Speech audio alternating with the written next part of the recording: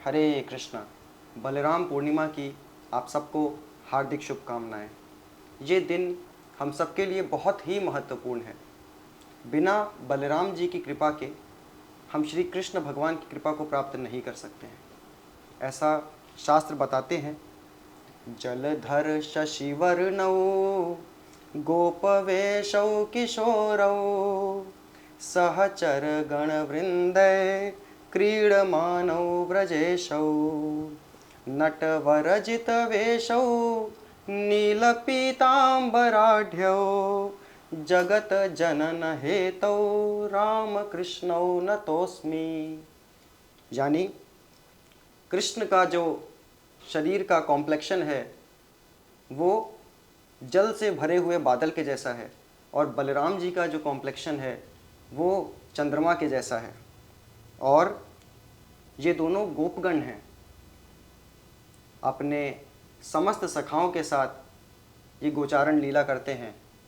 कृष्ण भगवान जो हैं वो पीले रंग के वस्त्र धारण करते हैं और बलराम जी नीले रंग के वस्त्र धारण करते हैं और सब लोगों पर कृपा करने के लिए कृष्ण और बलराम इस धरा पर आते हैं।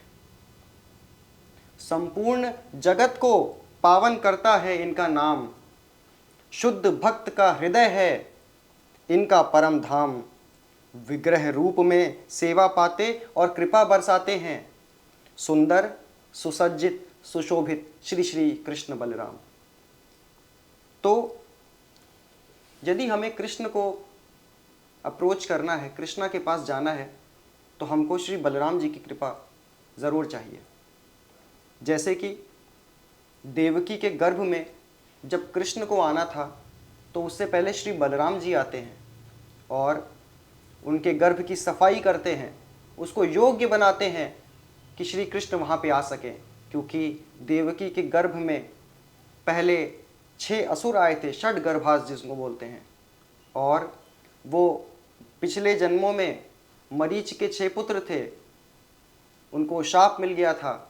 फिर वो कालनेमी के 6 पुत्रों के रूप में आए थे और ये षडगर्भ जो हैं ये हमारे भीतर के 6 अनर्थों को दर्शाते हैं: काम, क्रोध, लोभ, मोह, मद और मात्सर्य। तो जब श्री बलराम जी आके इन सब अनर्थों को साफ करते हैं हमारे हृदय से, तभी श्री कृष्ण भगवान हमारे हृदय में आ सकते हैं। इसी प्रकार रामलीला में बिना लक्ष्मण जी की कृपा से राम जी को पाना असंभव था। उसी प्रकार गौर लीला में नित्यानंद प्रभु की कृपा के बिना गौर सुंदर श्री चैतन्य महाप्रभु को पाना असंभव था। जैसा कि हमने रघुनाथ दास गोस्वामी के केस में देखा, उन्होंने पहले नित्यानंद प्रभु की कृपा प्राप्त की, फिर उनको गौरांग महाप्रभु ने दर्शन दिए। उसी प्रकार रामलीला में हम देखते हैं कि सुग्रीव को श्री राम ने पहचानने से इनकार कर दिया था जब उनकी लड़ाई हो रही थी, जब उनका युद्ध हो रहा था वाली के साथ। जब श्री लक्ष्मण जी ने उनको माला पहनाई, उनको शुभाशीष दिया, तब प्रभु श्री राम ने सुग्रीव की रक्षा की। तो बलराम तत्व पर पहले हम नजर डालते हैं। तो शास्त्र बताते हैं, सर्व अवतारी कृष्णा स्वयं भगवान, ताहारा द्वितीय देह श्री बलराम। कि सब अवतारों के स्तोत्र जो हैं वो श्री कृष्ण हैं और उनका ही जो दूसरा रूप है वो बलराम है। कृष्ण और बलराम में वैसे कोई अंतर नहीं है। एक ही स्वरूप दोहे भिन्न मात्र काय, आद्य काय व्यूह कृष्ण लीला रसहाय। ये श्री कृष्ण का ही दूसरा रूप है और जो डिफरेंस है दोनों में वो मात्र काया का डिफरेंस है, मात्र बॉडी का डिफरेंस है। कृष्ण श्याम वर्ण के हैं और श्री बलराम के शरीर का जो कॉम्प्लेक्शन है वो ऑटम सीजन के क्लाउड के जैसा है, वो शशि के जैसा है, चंद्रमा के जैसा है। कृष्ण जो है वो स्वयं भगवान है, स्वयं रूप भगवान है। और कृष्ण के 2 तरीके के विस्तार होते हैं, 2 प्रकार के विस्तार होते हैं। एक होते हैं प्रभव प्रकाश और दूसरे होते हैं वैभव प्रकाश। प्रभव प्रकाश भगवान के वो विस्तार होते हैं जिनका रूप और जिनका भाव हूबहू कृष्ण के जैसा होता है। जैसा कि हम देखते हैं रास नृत्य में, रास लीला में कृष्ण अलग अलग रूप में एक्सपैंड करते हैं, विस्तार करते हैं, और जितने भी रूप हैं उन सबका जो फॉर्म है, जो रूप है, जो स्वरूप है, वो हूबहू कृष्ण के जैसा है और उनका भाव भी कृष्ण के जैसा है। He is the supreme enjoyer. वहीं दूसरी ओर हम देखते हैं जो वैभव प्रकाश होते हैं उसमें फॉर्म में और मूड में, भाव में थोड़ा सा डिफरेंस होता है। जैसा कि फॉर्म की चर्चा हमने कर ही ली, और रूप में जो डिफरेंस था, एक नीली धोती पहनते हैं, एक पीली धोती पहनते हैं, एक मोरपंख धारण करते हैं, एक मोरपंख नहीं धारण करते हैं, एक श्याम वर्ण के हैं। लेकिन जो भाव में डिफरेंस है, कृष्ण जो है वो सेवा लेना जानते हैं और बलराम जो हैं वो सेवा देना जानते हैं। Balram ji is the supreme personality of servitor Godhead and Krishna is the supreme personality of Godhead. Balram ji is the only personality जो कि श्री कृष्ण को 5 के 5 रसों में सेवा प्रदान करते हैं। 5 रस कौन से हैं? शांत रस, दास्य रस, साख्य रस, वात्सल्य रस और माधुर्य रस। तो हम ऐसा देखते हैं कि शांत रस में बलराम जी कैसे सेवा प्रदान करते हैं। शांत रस में बलराम जी धाम के रूप में विस्तार करते हैं, वृंदावन धाम, और जितनी भी कीर्तन सामग्रियां होती हैं, भगवान का आसन होता है, मृदंग होता है, इस रूप में बलराम जी शांत रस में कृष्ण भगवान की सेवा करते हैं। दास्य रस में आपने कभी कभी देखा होगा, कुछ पेंटिंग्स श्रील प्रभुपाद ने बनवाई थी जिसमें कृष्णा जो है वो वन में विश्राम कर रहे हैं और श्री बलराम उनके चरण सेवा कर रहे हैं। उसी प्रकार साख्य रस में सखा शुद्ध साख्य कोरे स्कंदे आरोहन, तुमी कौन बड़ा लोका तुमी आमी सम। एक दूसरे के साथ मैत्रीपूर्ण व्यवहार करते हैं कृष्ण और बलराम। वात्सल्य रूप में हमने देखा है कि जब भी गोचारण के लिए कृष्ण और बलराम जाते हैं, Balram is very protective of Krishna. Yashoda मैया नहीं जा सकती वन में कृष्ण के साथ, तो बलराम जाते हैं एक प्रोटेक्शन के रूप में। उसके बाद माधुर्य रस में श्री बलराम विस्तार करते हैं अनंग मंजरी के रूप में, जो कि राधा रानी की छोटी बहन है। तो इस प्रकार हम देखते हैं कि हर रस में श्री बलराम जी सेवा प्रदान कर रहे हैं। कृष्ण जो हैं वो आदि गुरु हैं, कृष्णम वंदे जगत गुरुम। और ये आदि गुरु, ये कृष्ण हमको क्या सिखाते हैं कि कृष्ण बलराम के रूप में जब हमको आते हैं इस धरती पे, तो वो हमको सेवा करना सिखाते हैं कृष्ण की।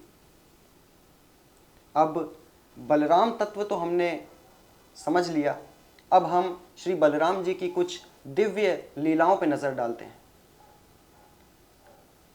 तो चाइल्डहुड में पहले तो बलराम जी देवकी मैया के गर्भ में आते हैं, उसकी सफाई करते हैं, फिर वो अपने आप को योग माया की शक्ति से रोहिणी मैया के गर्भ में ट्रांसफर कर लेते हैं, आकर्षित हो जाते हैं देवकी की वूंब से, देवकी के गर्भ से रोहिणी के गर्भ में। इसीलिए बलराम का दूसरा नाम है संकर्षण।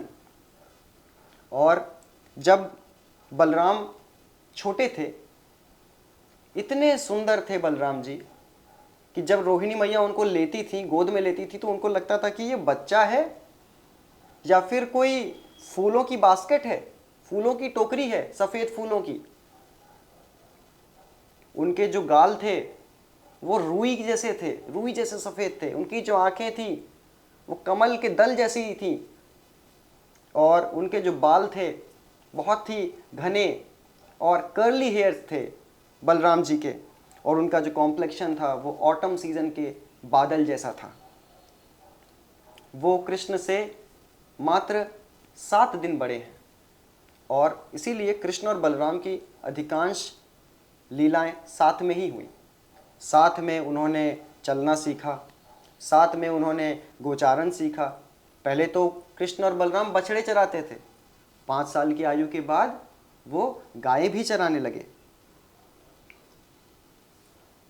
और जब वे गाय चराते थे तो राक्षसों को मारना तो उनका डेली का शेड्यूल बन गया था।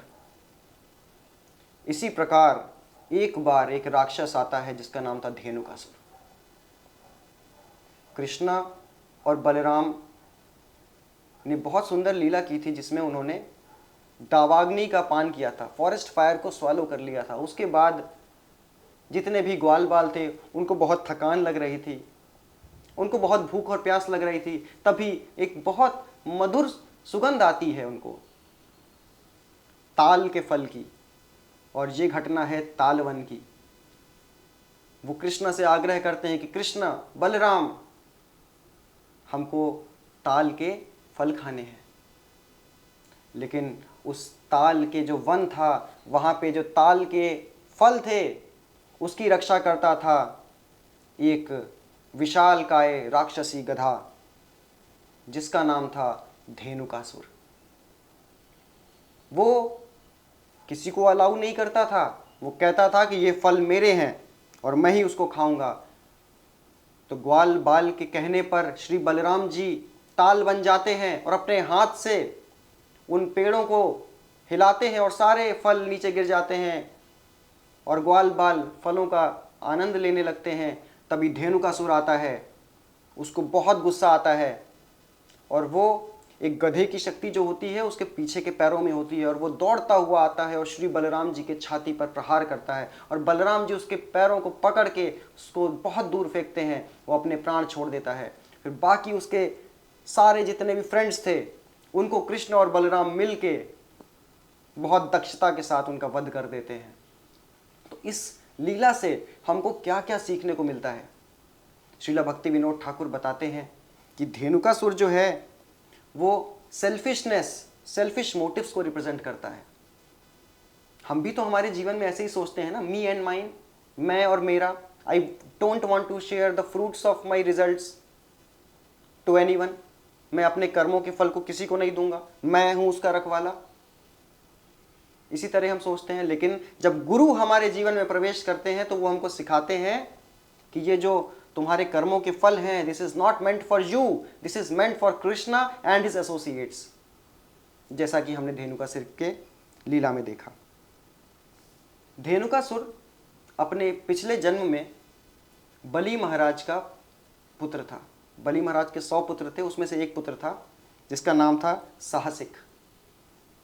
बलि महाराज विरोचन के पुत्र थे। विरोचन के पिताजी प्रहलाद थे। प्रहलाद के पिता आप जानते ही हैं हिरण्यकश्यप थे। तो एक बार क्या हुआ था, साहसिक ने 10,000 अप्सराओं के साथ वो विहार कर रहा था, बहुत शोर कर रहा था, जल क्रीड़ा कर रहा था। तभी वहाँ पे दुर्वासा ऋषि आते हैं और वो डिस्टर्ब हो जाते हैं उसके इस साउंड से। तो वो उससे कहते हैं कि तुम गधे की तरह आवाजें कर रहे हो, तुम अगले 4 लाख वर्षों के लिए गधे बन जाओगे। उसके बाद उसको बहुत पछतावा होता है, वो माफ़ी मांगता है दुर्वासा ऋषि से और दुर्वासा ऋषि उसको बोलते हैं कि ठीक है, अब मैं तुम्हारे ऊपर कृपा करता हूं, तुम्हारा वध बलराम जी करेंगे। इस प्रकार एक साधु का जो शाप था वो भी एक वरदान के रूप में साबित हुआ और धेनुकासुर का वध कृष्णा ने किया, बलराम जी ने किया। धेनुकासुर की लीला से हम ये भी समझते हैं कि गुरु हमको बताते हैं कि तुमको अननेसेसरी गधे की तरह इतना बर्डन लेने की जरूरत नहीं है। तुम बस कृष्ण की सेवा करो, तुम्हारी सारी आवश्यकताएं अपने आप ही संपूर्ण हो जाएंगी। और यह भी पता चलता है इस लीला से कि यदि आप कृष्ण के बारे में नहीं बोल रहे हैं, कृष्ण कथा नहीं बोल रहे हैं, तो you are simply braying like a donkey. आप केवल गधे की तरह चीत्कार कर रहे हैं और कोई कुछ नहीं है आपके बोली का मतलब। उसके बाद इसी लीला क्रम में श्री बलराम जी ने प्रलंबासुर का भी वध किया। प्रलंबासुर जो था अपना वेश बदल के आया था। वो बहुत ही स्वीट इनोसेंट काउहर्ड बॉय ग्वाल के रूप में आया था। कृष्ण और बलराम रस्साकशी का गेम खेल रहे थे। शर्त ये रखी गई थी कि जो टीम हारेगी वो जीतने वाली टीम को अपने कंधे पे बैठा के सैर कराएगी। कृष्णा की टीम हार गई, बलराम की टीम जीत गई और ये प्रलंबासुर अपना वेश बदल के कृष्णा की टीम में आया था और वो बलराम जी को अपने कंधे पर कैरी करके वन की तरफ जाता है। वो सोचता है कि मैं बलराम को दूसरे जंगल की तरफ ले जाऊंगा और बलराम का वध कर दूंगा। बलराम जी समझ जाते हैं और वो रास्ते में ही बहुत भारी हो जाते हैं, जिसके चलते प्रलंबासुर अपना ओरिजिनल फॉर्म ले लेता है, राक्षस वाला रूप ले लेता है।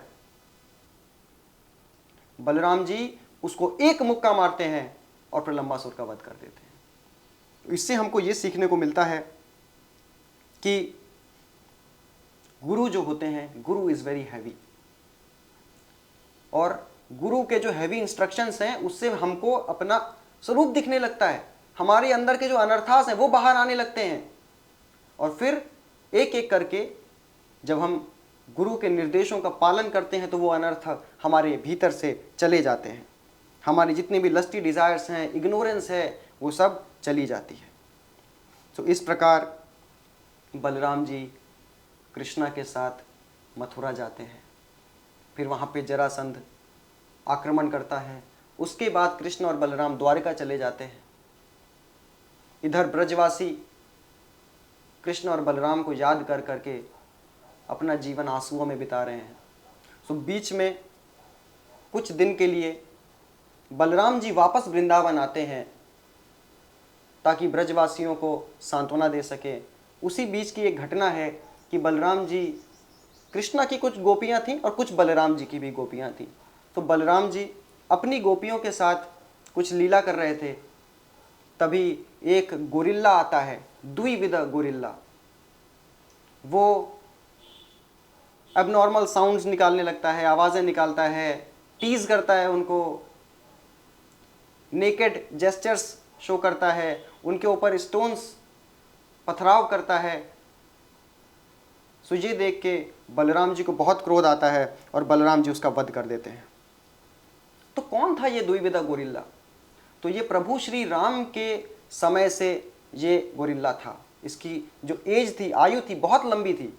इसने भगवान राम को रावण से जो युद्ध हुआ था वो जिताने में इसने हेल्प की थी। तो फिर ऐसा क्यों हो गया कि ये कृष्ण का दुश्मन बन गया, बलराम का दुश्मन बन गया कृष्ण लीला में? ऐसा इसलिए हुआ क्योंकि इसने गलत संग ले लिया था नरकासुर से, due to bad association.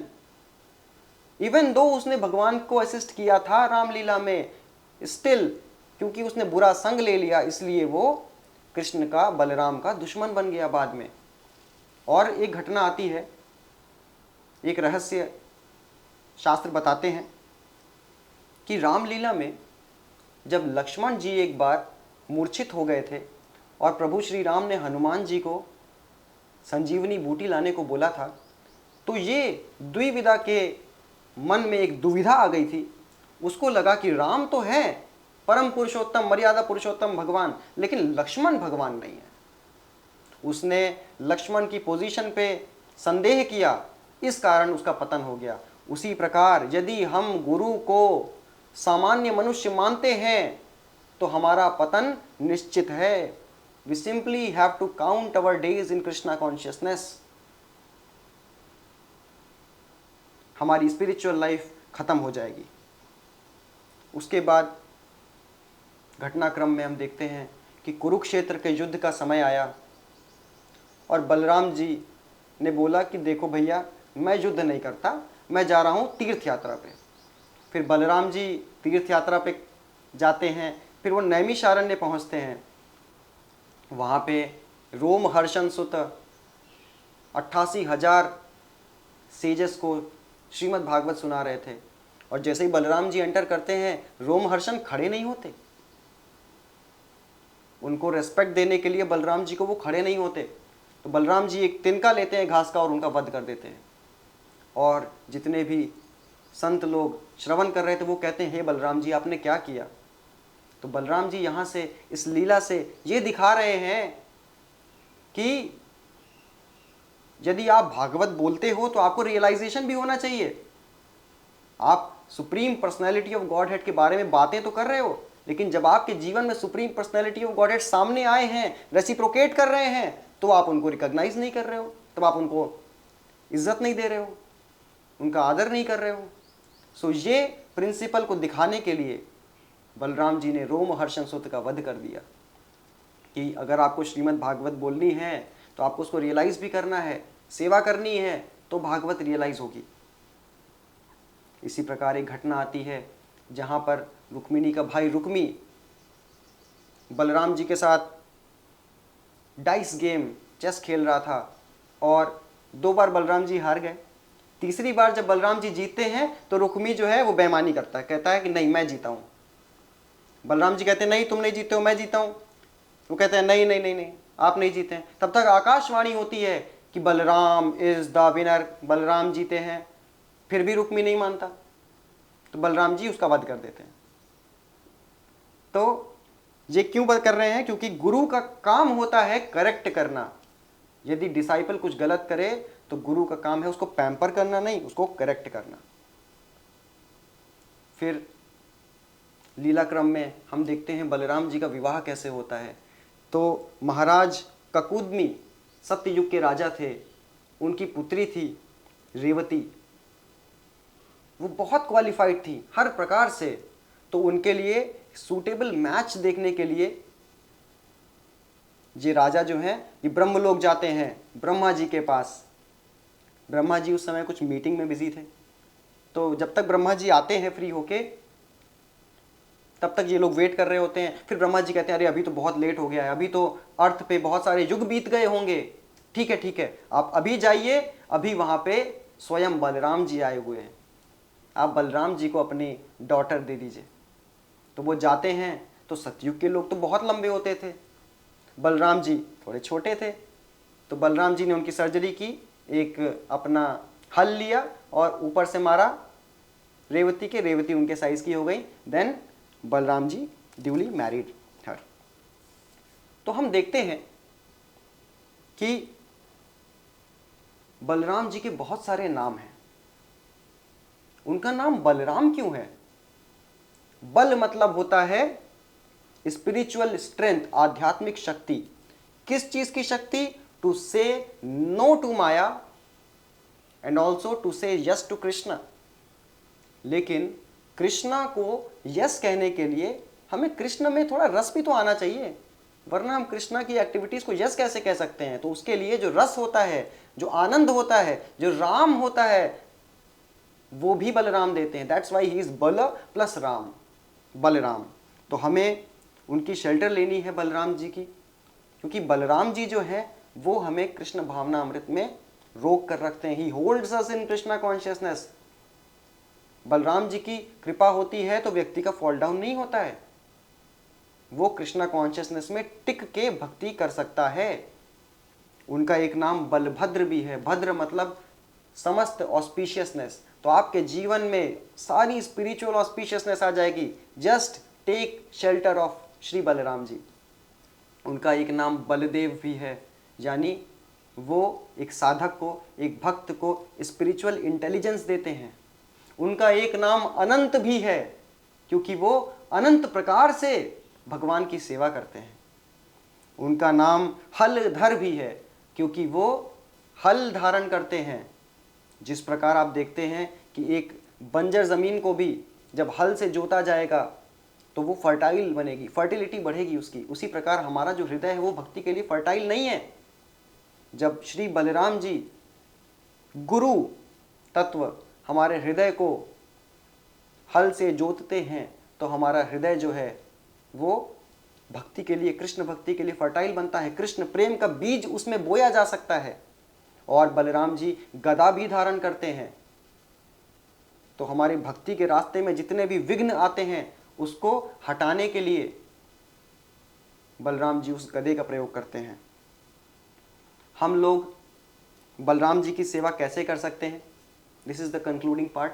Balram ji की सेवा हम श्री गुरु की सेवा करके कर सकते हैं, श्रीला प्रभुपाद की सेवा करके हम बलराम जी की सेवा कर सकते हैं।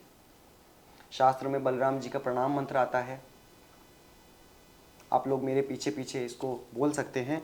नमस्ते हलग्रहा, नमस्ते मूषलायुधा, नमस्ते रेवती कांता, नमस्ते भक्तवत्सलः, नमस्ते धरणीधरा, नमस्ते बलनाम श्रेष्ठा, प्रलंबारे नमस्तेस्तु एहि माम कृष्ण पूर्वजा। और जाते जाते, क्योंकि बलराम पूर्णिमा और रक्षाबंधन आसपास आते हैं, तो इस पे 2 पंक्तियां प्रस्तुत हैं। राख बन खाक में मिल जाएगा ये देह, कृष्ण नाम से जो गर ना किया है स्नेह।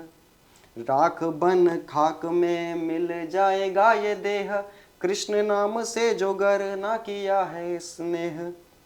कृष्ण बलराम से मैं मांगता हूँ भिक्षा, कृष्ण बलराम से मैं मांगता हूँ भिक्षा, भौतिक बंधन से करें जीव की रक्षा, भौतिक बंधन से करें जीव की रक्षा।